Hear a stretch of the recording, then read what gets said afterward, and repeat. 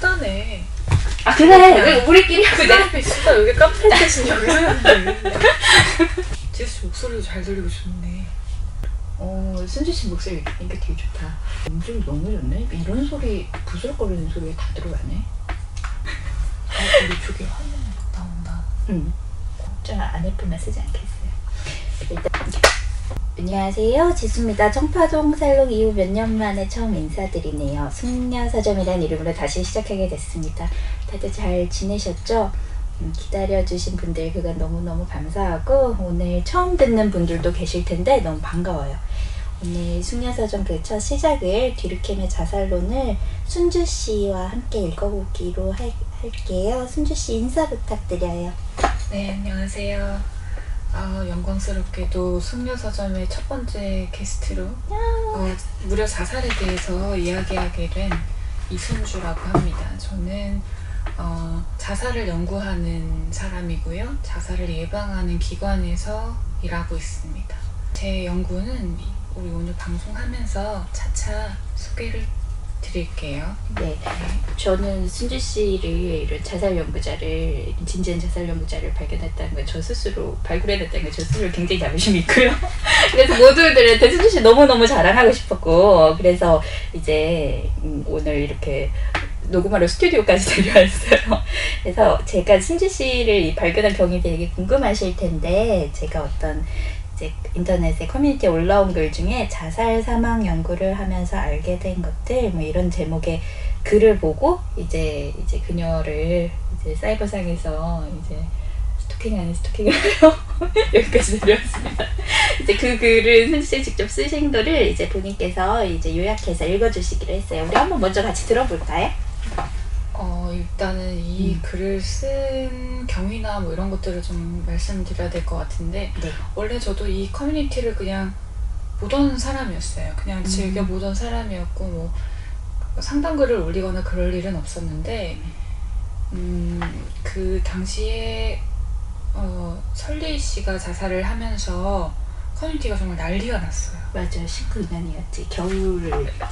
네, 거기서 또 이제 젊은 여자층에 굉장히 주를 이루는 곳이다 보니까 원래도 설리가 뭐만 하면 이슈가 되던 곳이었는데 이제 그녀가 죽으니까 모두가 충격에 빠진 거죠. 그리고 나서 이거 좀 위험한데 하고 이제 직업정신을 갖고 지켜보다가 갑자기 또 이제 구하라 씨가 자살을 하게 되면서 맞아요. 이거 정말 죽고 싶다는 글이 하루에도 10개씩 올라오더라고요.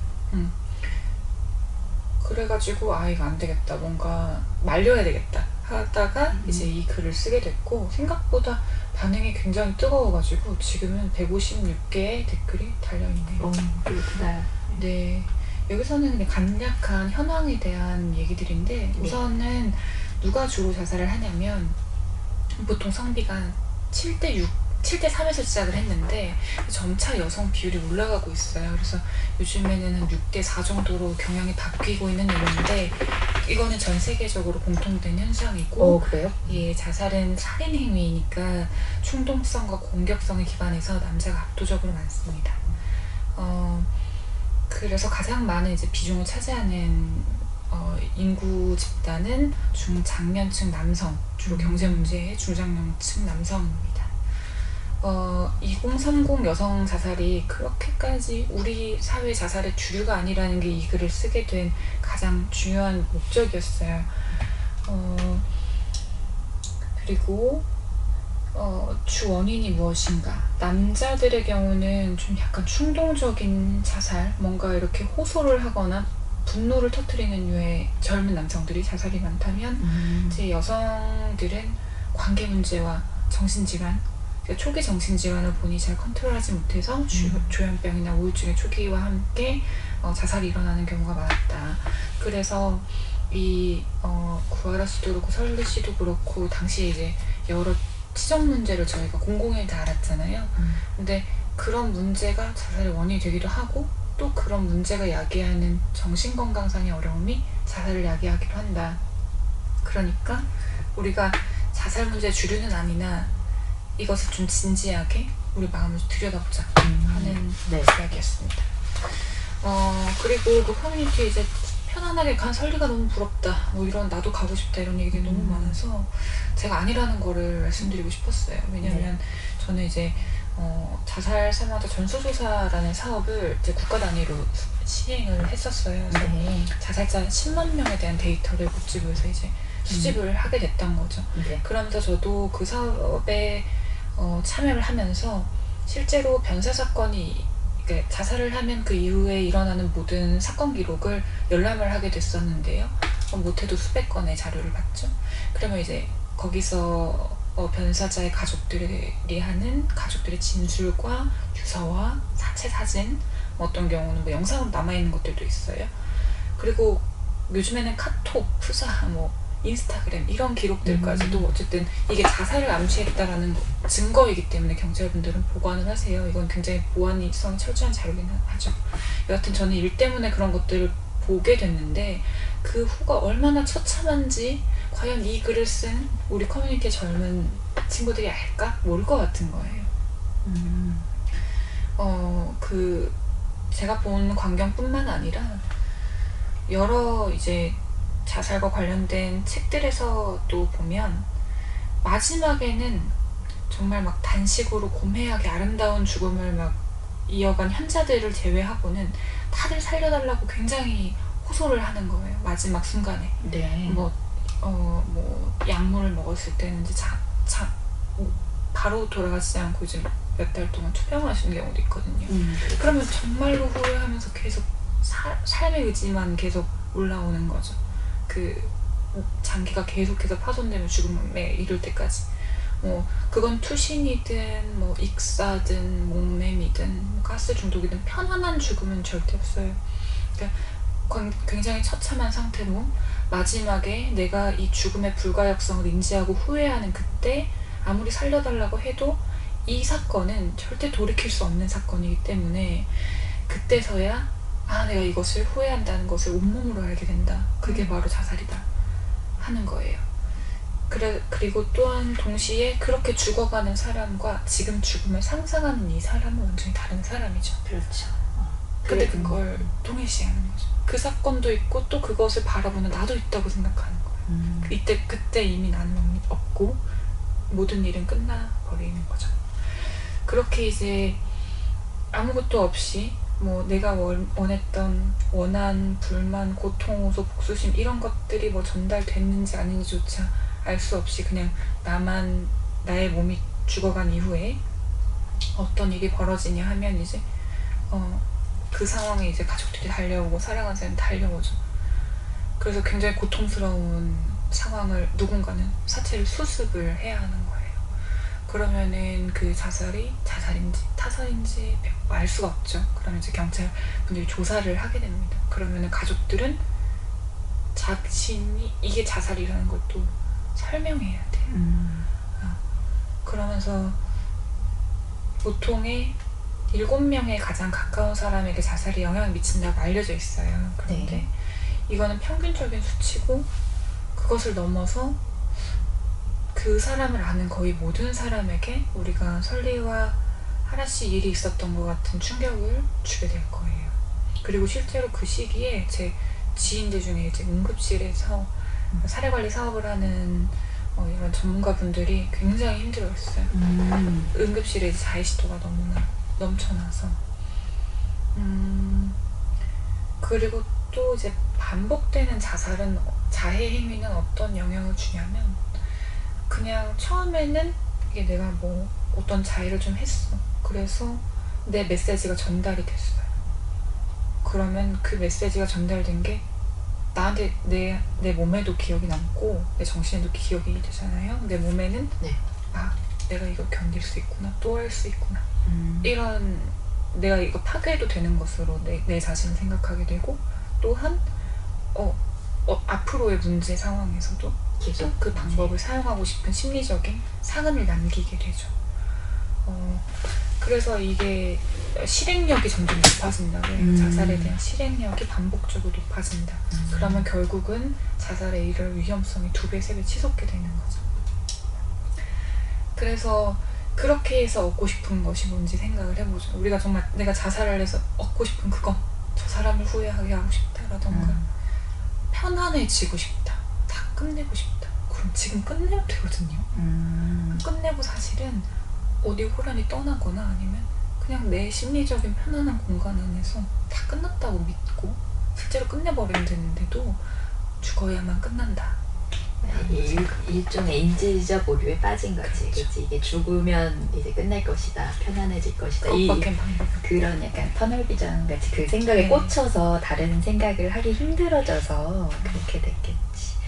네, 그리고 이 부분이 되게 인상 깊었어요. 그 유서에 남은 그 누구를 부탁해 뭐 누구는 내 몸까지 행복하게 잘 살아줘. 그러면 이 메시지를 던지면 그 사람이 또 자살을 마감하는 경우가 많다고. 이거는 이제 어떤 다른 책이나 다른 기사 등에서 읽어보지 못하고 여기서 처음 알게 된 그 정보였거든요. 가장 이제 살아남아 줬으면 좋겠는 그 사람이 가장 힘들 사람이죠, 사실은. 그렇지. 네, 이 사람이 가장 사랑한 사람이니까. 네. 그래서 그 가족이 이제 또 이후에 자살을 하게 된 자살 유족의 자살 위험은 굉장히 높아요. 최소 8배 이상. 그리고 어떤 연구에서는 100배까지도 그런가요? 그런 연구도 있으니까요. 네. 그 사람의 자살을 내가 막을 수 없는 상황이 된 거죠. 이미 나는 자살했기 때문에. 네. 네. 우리 이런 것들을 다 알고도 알자 하는 것이 네. 이 글의 요지였고, 마지막에는 그렇게 정말 처절한 사체 사진과 그다음에 변사 기록 한 건, 그 사망 원인 통계에 한 건의 수치로 남는 거예요, 한 사람이. 네. 마치 그 어벤져스의 인구반이 사라지잖아요. 네. 그런 것처럼 마지막에는 그 허망한 데이터로 남아버리는 거예요. 그러니까 저는 그녀들의 데이터를 모아서 통계를 내고 보고서를 써야 하니까 내가 아는 이 사람이 그 데이터가 되면 안 된다. 안 됐으면 좋겠다. 네, 여전히 그 마음으로 저는 데이터를 분석하고 있습니다. 네. 네. 그리고 나서 이제 설리와 하라가 죽은 때였죠. 19년 10월과 11월 때였지. 그래서 이때 이 관련 연구를 또 이제 순지 씨가 보내주셔서 읽었고, 제가 한번 이제 요약해서 그 얘기를 한번 해보고 싶어서 읽어드릴게요. 그래서 너무 사실 너무 아깝지. 너무 아름다웠고 뭐 아깝다는 말밖에 할 수가 없을 것 같아. 그리고 너무 친근했고 사실 우리한테 뭐랄까 막 내 동생 같기도 하고 내적 친밀감이 되게 큰 연예인들이었잖아요. 뭐 SNS도 많이 하고 인스타그램도 하고 막 스토리 같은 것도 실시간에 올라오고 뭐 이러니까 되게 가깝게 느껴졌기 때문에 지금도 생각하면은 네, 그럼 이제 그녀들을 계속 기억하고 있고 또 이제 추억하고 있지만 또 이제 설리와 하라를 좋아했던 많은 우리 숙녀님들 이제 너무 슬퍼하지 마시라고.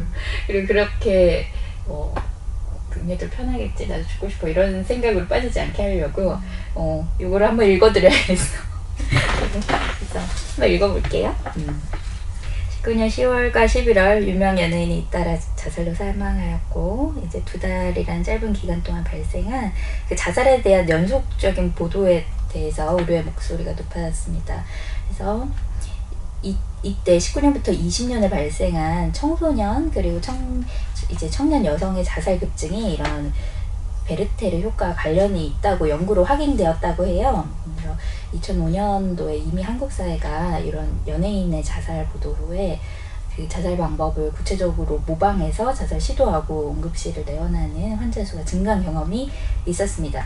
이 당시에 비교 연구에 따르면 여성 유명인 자살 사건 후 한 달간 20세에서 39세의 미혼 그리고 사무직 종사 여성에서 이제 상대적으로 더 많은 자살이 발생한 바 있었다고 합니다. 그래서 이제 이런 연예인 자살이 발생하게 되면 언론이나 온라인을 통해서 막 커뮤니티나 그런 데서 자살 동기에 대한 막 추측이 난무하잖아요. 막 악플 때문에 죽었다, 남자친구 때문에 죽었다, 뭐 엄마가 뭐 이랬다, 가족이 이랬다 이랬잖아요. 그러면서 막 이런 자살자의 생애 기록이나 스트레스 상황들이 계속 언급되면서 그 자살 사건이 계속 확대 재생산되는 그런 경향이 있죠, 이제. 그리고 그런 막 이렇게 애도 과정이 뭐 실시간으로 리얼타임으로 막 중계가 돼요. 그래서 이런 상황이 평소에 약간 이런 자살을 조금이라도 생각해봤던 청소년이나 여성들한테 이제 그런 내재돼 있던 자살 동기를 약간 자극하는 게 있나 봐요, 그죠? 그러면서 이게 또 충동적인 자살 시도로 이어진데 일조한다고 합니다.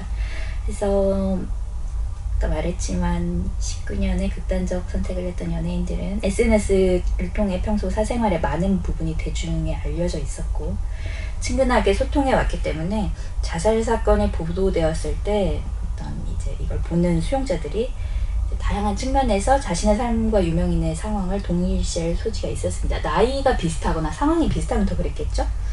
우리 다 연애는 한 번씩 하고 그죠, 그렇게 되는 경험이 있으니까. 뭐 안 좋은 연애를 한다거나 무슨 뭐 친구 관계가 틀어졌다거나 이게 사실 그 나이 때 여자들이 갖는 고민들이 사실 비슷하잖아요. 상당히 유사하잖아요. 그러면서 또 여기 나오네요. 인터넷 댓글을 통해 부정적 감정을 발산하는 악성 댓글이 쇄도한 현상 역시 이제 과거의 연예인 자살과는 좀 달라진 맥락이죠. 그리고 예전에는 이렇게 뉴스 채널 하나에서만 보도했다면 요즘은 막 뭐 인터넷 기사도 있고 뭐 등등등 많잖아요. 사이버레카 너무 많잖아요. 뭐 또 막 그런 유튜브에 뭐 그런 자극적으로 올라오는 뉴스들 그런 것도 많고 그리고 막 사칭 계정도 막 있잖아요. 뭐 내가 누구 뭐 친구인데 친척인데 막 하면서 내가 뭘 좀 아는데 하면서 이렇게 확실하지 않은 제3자 등이 생산한 정보가 정제되지 않은 상태로 전파될 수 있습니다. 그리고 그 이제 인스타그램 계정 같은 게 남아있기도 하잖아요. 그러면은 그런 기록들이 그대로 남아있고 막 그거를 또 이거를 또 보는 사람들이 또 막 다르게 막 해석하기도 해. 이거 그때 무슨 뜻이었나 봐 막 이런 식으로 해석하고 막 그게 계속하면서 회자되면서 청소년들로 하여금 또 이런 자살의 의미를 그녀의 의도가 뭔지 몰라도 미화될 수도 있고 미화될 수도 있고 왜곡될 수도 있죠. 그래서 이런 언론 보도 지침 요새 되게 뭐 조심하는 것 같더라고요. 맞아요. 밑에 이렇게 막 네, 번호랑 정보 그죠. 그러면서 또 이렇게 특히 연예인이라던가 무슨 예술 쪽 종사자들이라던가 이런 특수한 노동 환경도 점검하고 약간 근본적인 대처 방안을 마련해야 된다. 뭐 이렇게 그 연구가 이제 마무리되고 있었어요. 그래서 개인적 차원을 넘어서서 우리가 사회적 대응, 어떤 이제 사회 구조적 이런 접근에 대해서 한번 언급을 해보고 싶어서 그래서 이제 오늘 이 책을 또 순주 씨가 골라주셔서 제가 또 열심히 공부를 했지. 또 열심히 공부했지. 그래서 뒤르캠을 잘 몰라요. 잘 몰라서 조사를 또 해봤어요. 다비드 에밀 뒤르캠 1958년생 1917년 사망 19세기 말의 사회학자입니다. 막스 베버, 마르크스와 동시대 사회학자로 잘 알려져 있습니다. 이제 표기법에 대해서 좀 달라요. 뒤르카임 등으로 하네. 어떻게 뭔지 알아요? 뒤르깽이라고 뒤르깽? 들었는데 그냥 뒤르깽 나름 알리앙스 프랑스에서 불어 배웠는데 하여튼 그래서 얼마나 유명한 사람이냐 몰라. 나무위키를 또 참조했어. 사회학이라는 명칭을 처음 제시한 것은 콩테였지만 사회학은 무엇을 대상으로 하여야 하느냐와 어떤 방법을 통해 사회학적 사실을 발견하느냐를 제대로 제시한 것은 뒤르캠이 사실상 최초이며 뒤르캠이 통계를 적극적으로 사용하는 현대사회학의 방법론적 기조를 창시했다고 보아도 과언이 아니다. 이런 평가를 받고 있습니다. 이 말은 진짜 맞다고 생각했어요. 책을 읽으면서 굉장히 깜짝 놀랐어요. 왜냐면 이 책이 1897년에 출간된 책이에요. 우리 나라가 이때 어땠는지 알아요? 1897년에. 근데 그 방법론이나 어떤 접근 방식이 너무나 현대적이고 그 문장들과 글이 번역이 잘 됐어서 그럴 수도 있지만 어제 난 신문 기사라고 해도 믿을 정도로 너무나 지금 현대적 학문의 틀을 갖고 있어서 굉장히 충격적이었고 뭐랄까 데이터를 만들고 또 보고 그걸 해석하는 방법에서 이 사람 진짜 시대를 앞서 나갔다는 맞아요. 거를 정말 막 닭살 읽어요. 책을 읽으면 닭살이 돋아. 그러면서 별 이제 망상을 또 다 했지. 이 사람 혼자만 그 시대를 앞서 똑똑한 거잖아, 그죠? 그러니까 얼마나 사람들이랑 말이 안 통했겠어 그때. 그래서 약간 좀 까다로운 게 성향이 맞아. 드러나요. 와, 그래서. 예민하고 까다롭게 네, 들려지고, 아, 이 사람 친구 별로 없어질 것 같아, 그치? 그것도 느껴지고. 그리고 또 막 순주 씨 같은 제자가 또 막 아래에서 공부하고 있었겠지? 막 그런 생각이 있었어. 여성 제자가 있을까? 수제자로. 있을까요? 아무튼 이 책 읽으면서 별별 망상을 다 했고, 그래서 그 책의 내용을 이해한다와 별개로 너무나 이렇게 현대적에서 신기했던 페이지를 읽어볼게요. 저는 이제 청와출판사에서 나온 94년도 일세 발행본으로 읽었는데 도서관에서 빌려보느라 너무 옛날 책을 봤는데 이런 게 있어요. 막 챕터에 보면 막 자살의 비사회적 요인으로 자살과 우주적인 요인 이런 챕터가 있는데 프랑스에 있어서 낮의 평균 길이와 자살률의 비교 이래. 그러면 월별 낮의 길이를 이제 시간을 시간과 분을 재고 증감을 뭐 1월에서 4월까지는 55% 증가하고 뭐 4월에서 6월까지는 뭐 10% 증감했을 때 낮의 길이가 이때 또 자살률이 어떻게 이제 오르고 내렸냐 뭐 이렇게 표를 만들었고 당시에도 일조량과 우울증과 그러니까 지금도 일조량과 우울증이 이제 미세먼지도 하고 있어요. 되게 활발해졌네요. 근데 이미 이제 이미 19세기 말에 이거를 했다는 거가 너무너무 충격적이었고 또 뭐 이런 거 있어요. 성별 자살 동기의 백분율. 그래서 1856년 이후에 프랑스의 남녀 자살 동기예요. 지금 이제 순지 씨는 이제 지금의 자살 동기들 다르잖아요. 이제 비교해서 어떤 거 알려줘요. 이때 이제 내가 아마 많은 순으로 정리한 것 같아. 빈곤, 금전상의 손실, 또 가정 불화, 애정 질투, 방탕, 비행, 심적 고민, 정신질환, 가책, 형벌의 두려움, 기탐의 불명. 그래서 이 항목들 보면 프랑스 문학의 주제들이야. 그치? 제목을 막 이렇게. 그죠? 자책 형벌의 두려움은 처음 봤어요. 아, 그래요? 아, 네. 그래요? 아, 네. 그래요? 오, 그렇구나. 근데 지금 현대와 유사한가요? 어때요? 이런 거? 현대와 유사한데요. 여기는 이제 신체 건강 문제가 빠져 있어요. 이때는 신체 건강 문제를 그냥 받아들였나 봐. 의학이 이만큼 발달하지 않아서 그럴 수도 있어요. 대신에 이제 가책 형벌의 두려움이 그 자리에 있네요. 그렇구나. 그리고 이 사람 만든 표를 보면은 표를 너무 잘 만들어. 테이블을 너무 잘 만들고 그 항목 그러니까 행과 열과 그 항목들 너무 잘 만들어서 그런 표들을 그래프로 만들면 이게 이제 우리가 생각하는 X, Y 좌표가 아니고 3차원으로 만들 수 있는 표들을 만들었거든요. 그래서 나는 이 시대 프랑스의 수학이 그 정도였어. 좌표가 그 정도였어. 그게 굉장히 궁금했고 그리고 그 해석할 때 인사이트가 너무나 현대의 사람이 생각하는 방식이었어요. 내가 하나 읽어볼게요. 이제 보면 미혼자들이 낮은 자살 경향을 보인다면 그것은 미혼이기 때문이 아니라 그들 대다수가 미성년자이기 때문이다. 그러므로 결혼 여부의 영향을 결정하기 위해서 기혼자와 미혼자의 전체 인구를 비교할 때 우리는 문제가 되는 요소를 제거하고 16세 이상의 미혼자만을 가지고 기혼자와 비교해야 된다. 이때는 이제 16세쯤이 결혼을 하는 시기여서 그렇겠지. 그리고 이거는 뭐 통제 변인 통제 그 얘기를 하는 거잖아요. 네. 그러면서 이와 같이 계산을 해볼 때 1863년에서 68년 사이에 16세 이상의 미혼자는 100만 명당 173명의 자살률을 보이고 기혼자는 154.5명의 자살률을 가지고 있는 것으로 나타난다. 이 두 수치의 비율은 112대 100이다. 따라서 독신 생활은 어느 정도 더 높은 자살 경향을 보이고 있다.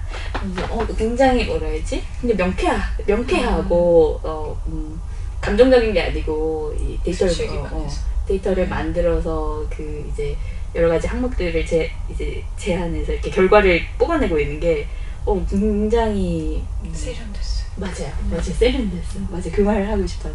그리고 내가 궁금한 거는, 그러니까 이 19세기 말에 디르케임의 자살 연구가 현대 자살 연구에도 영향을 미쳐요? 아버지죠. 아버지인가요? 아버지. 그런 거예요?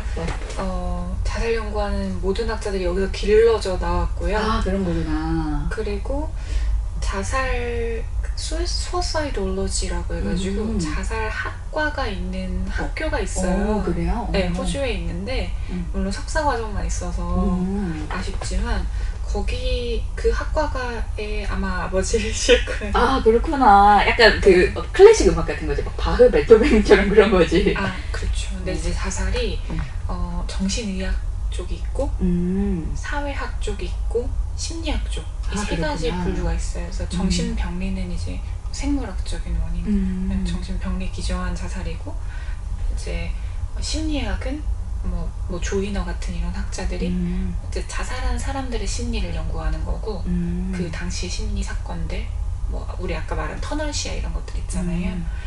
그리고 이제 사회학적으로 자살을 분석한 분야의 이분이 이제 여기서 얼마나 많이 걸어 나왔는지 모르겠어요. 현대라고 해도. 아 그렇구나. 그래서 레플리케이트 되고 있다고 밖에는. 아 그렇구나. 그러면 실제로 기관에서 자살 연구를 하면은 방금 말한 여러 학문의 전문가들이 같이 이렇게 협동하는 식으로 연구가 진행되나요? 어떤가요? 그렇죠. 이게 다학제적인 분야에 있어요. 아 그렇죠. 네, 약간 반학문적인 그런 거 뭐예요? 네, 그죠. 맞아요. 다 그런 분야에서 이제 모여 있죠. 예. 직역들이 그래요. 아 그렇구나. 네. 네네. 그리고 참고로 저는 네. 이 자살 연구 석사 때 이제 석사 논문이랑 이제 석사 졸업하고 나서 논문 하나 퍼블리시했는데 네. 그게 자살의 주원인에 관한 개인 및 지역 수준의 요인 분석이에요. 근데 이것도 그냥 듀르켐이 이렇게 책에서 얘기했던 거 검증해 본 거거든요. 저는 그렇구나. 인간들이 막 밀집돼 사는 이 서울 막 이런 경기 막 이런 데는 정말로 특정 원인으로 인한 자살, 예를 들면 왜 사람 많으면 미친다 그러잖아요. 듀르켐은 그 말을 그대로 하고 있더라고요. 근데 그게 너무 신기하더라. 그래서 그거 정말 검증해 보고 싶은 거여서 데이터가 생기자마자 그 인구 밀도, 도시화율 이거랑 그 정신건강 문제로 인한 자살의 관계를 봤어요. 그래서 그게 논문이 하나가 뚝딱 만들어지는 걸로 봤을 때 또 듀르켐은 정말 사회학적 자살의 아버지다. 그렇구나. 그래서 이 책을 보면은 막 신기하다 이런 느낌으로 읽었어요. 신기하다 이러면서 읽었어요. 그리고 이 인문서적으로 서점에서 어디서나 교보문고에서 구할 수 있을 정도로 아직도 인기가 많아요. 그렇구나. 책이 자살론이에요. 네. 그래서 듀르켐이 원래 평소 자기 학문적 관심사가 이런 이제 개인과 사회에 많은 관심이 있었는데 당시에 그가 살았던 당시에요. 어떤 개인이 처해 있는 사회 맥락을 지나치고 그러니까 그런 지나쳐버리는 영국의 고정 경제학이 그랬나봐. 그걸 비판하면서 사회 실제를 이제 주목했대요. 왜냐면 듀르켐이 생각하기에 개인은 고립된 존재가 아니다. 개인이란 부분을 넘어서 어떤 사회와 도덕이라는 어떤 전체성에 주목을 했고 개인의 바깥에서 그러니까 개인에게 영향을 주는 현상에 관심을 가지고 사회를 실제한 사실, 팩트로서 연구했습니다. 듀르켐의 자살관의 기초에서 본다면 어떤 우울증 같은 거 있잖아요. 그런 개인적 변인들에 종속된 것처럼 보이는 자살 행위는 더 근본적으로는 어떤 사회문화적 집합 세력의 영향을 받아 수행된다고 봅니다. 이 부분은 이제 순준 씨가 책의 내용과 함께 더 설명해 주실 거예요. 그러니까 이제 어떤 사회 구조적인 문제가 있다는 거지, 인간이 죽는 데에는. 그죠? 그래서 우리 이 부분을 잠깐 그 원문을 조금 읽고 넘어갈까요? 예, 그럼 지금 읽으면 좋을 것 같아요. 네. 그냥 그대로 읽어보자면은 그 각 집단은 제각기 독특한 자살의 가속 계수를 지니고 있다. 사회를 구성하는 개인들은 해마다 바뀌지만 자살자 수는 사회 전체가 변하지 않는 한 오랫동안 일정하다.